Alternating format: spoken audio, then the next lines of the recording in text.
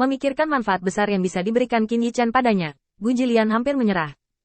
Tuan Cahaya, silakan datang ke sini. Karena itu, dia membawa Qin Yichen ke pelelangan. Pada saat ini, tidak ada yang dibebaskan, dan banyak orang sudah menunggu di pintu.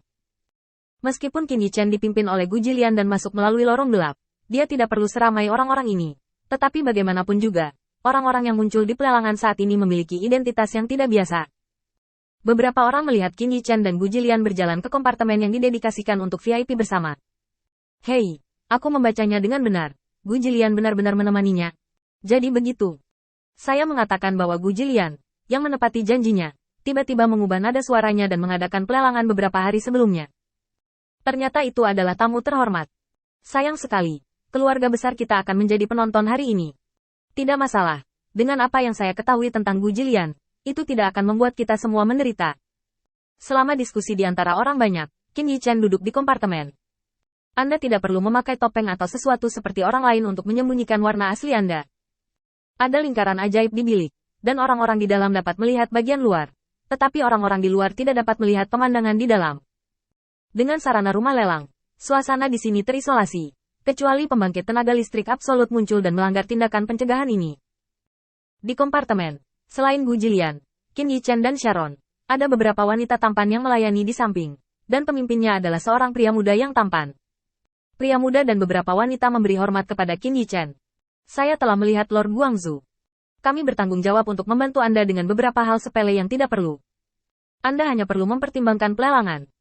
Qin Yichen melirik gelas anggur di atas meja, yang berisi anggur merah tua, sedikit lebih terang dari darah. Bahkan tempat duduknya pun dibalut dengan kulit binatang asli, dan spesifikasinya bisa dikatakan ditarik secara maksimal. Qin Yichen melakukannya dengan santai, dan kemudian menatap Gu Jilian. Kapan mulainya? Kalau masih lama, saya mau tidur siang. Gu Jilian buru-buru mengedipkan mata pada beberapa orang yang telah mengatur, lalu berkata. Tentang sebatang dupa, terutama untuk mengatur agar orang lain memasuki venue, dan barang lelang semuanya sudah siap. Qin Yichen mengangguk. Kalau begitu aku akan istirahat sebentar. Sharon, hubungi aku jika ada apa-apa. Setelah berbicara, Qin Yichen menutup matanya. Sekarang pelelangan belum dimulai. Qin Yichen telah menerima kabar buruk. Setelah perang terakhir, Yu Daosheng langsung pergi ke pengasingan. Ketika Zhao Wuling memeriksanya hari ini, dia menemukan bahwa tempat pengasingan Yu Daosheng tidak teratur. Bagaimanapun, Yu Daosheng mempraktekkan ilmu pedang 5 elemen yang diajarkan Qin Yichen padanya. Zhao Wuling tidak tahu apakah ini fenomena normal, jadi dia segera bertanya pada Qin Yichen. Qin Yichen juga tidak mengerutu. Sebelum pelelangan dimulai, dia langsung membawa kesadarannya ke Zhao Wuling. Zhao Wuling, rilekskan tubuhmu dan biarkan aku mengambil alih hal berikutnya. Zhao Wuling segera mematuhi perintah itu, dan saat berikutnya, dia melihat tubuhnya mulai bergerak. Membuka pintu dengan tangan terbuka. Di ruang retret kecil ini, api merah masih berantakan di bawah dorongan angin kencang. Dalam sumpah api, tubuh Yu Daosheng yang menjadi merah. Melihatnya, Qin Yichen menghela nafas lega. Ini tidak terlalu buruk. Setelah selesai berbicara, pikiran Qin Yichen bergerak, dan 5 pedang dengan atribut berbeda muncul di sampingnya.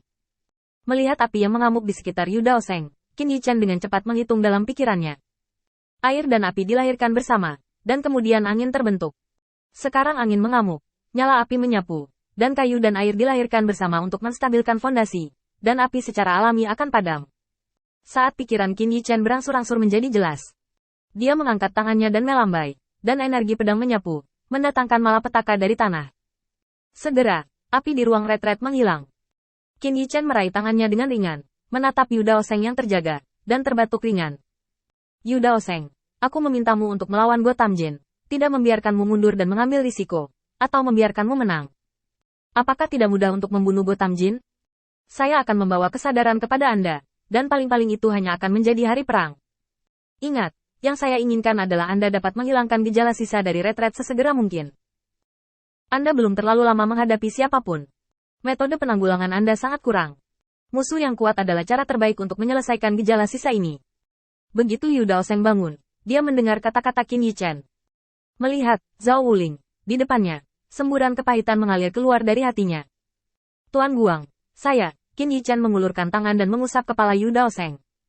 Kamu masih muda, itu normal untuk membuat kesalahan, keluar lebih banyak, dan yang kamu butuhkan bukan lagi mundur. Yu Daosheng menundukkan kepalanya dan mengangguk dengan penuh semangat.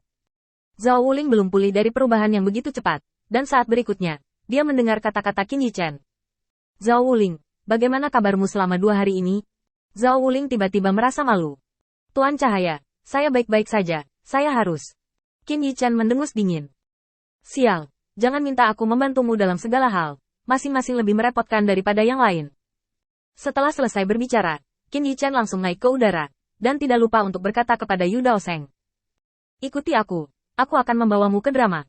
Yu Daoseng tertegun sejenak, dan kemudian dia mengikuti jejak Qin Yichen. Di halaman kecil, Emily berada di bawah pohon, mencabut bunga dari pohon ini, meletakkannya di depan hidungnya dan menciumnya, dan senyum muncul di sudut mulutnya. Sudah ada beberapa bunga di keranjang, dan ada aroma harum. Qin Yichen mengendalikan tubuh Zhao Wuling dan jatuh langsung ke halaman. Tiba-tiba, Zhao Wuling ragu-ragu. Tuan Cahaya, bisakah kita pergi? Jangan lakukan ini, aku takut. Qin Yichen merasa tidak senang ketika mendengar teriakan Zhao Wuling. Orang baik, Anda hanya menyia-nyiakan pernikahan yang saya pilihkan untuk Anda.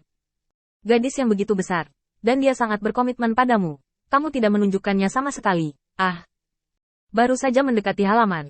Kamu sangat berisik. Bukankah kamu membuat masalah untukku? Qin Yichen mendengus langsung. Diam. Aku bertanya padamu sekarang. Apakah kamu pernah berpegangan tangan dengannya atau mengajaknya jalan-jalan? Zhao Wuling segera menutup mulutnya. Di bawah pertanyaan berulang kali Qin Yichen, Zhao Wuling dengan enggan mengaku.